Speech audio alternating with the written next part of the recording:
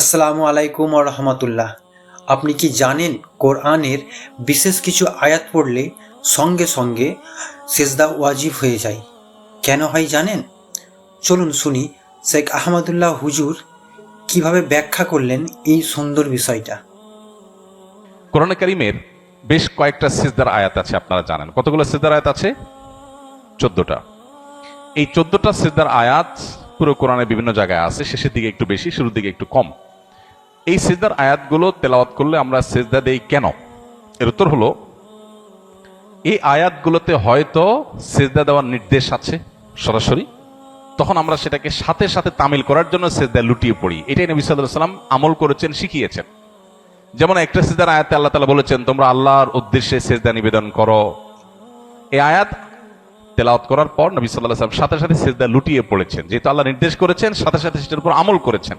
আমরাও সেটার উপর আমল করে সিজদা করি।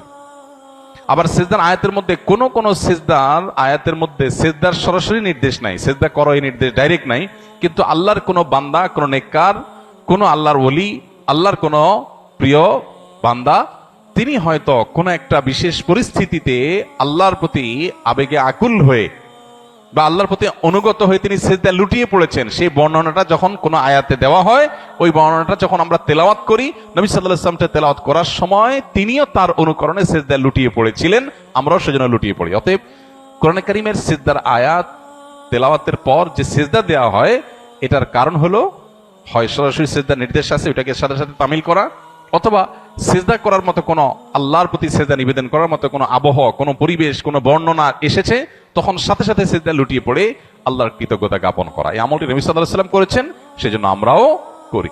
এমনকি যদি এই লজিক্যাল কারণ নাও জানা থাকতো, নবীজি সাল্লাল্লাহু আলাইহি ওয়াসাল্লাম করেছেন, সেজন্য আমরা করি। এটাই হলো সবচেয়ে সলিড এবং সহজ উত্তর আমাদের জন্য।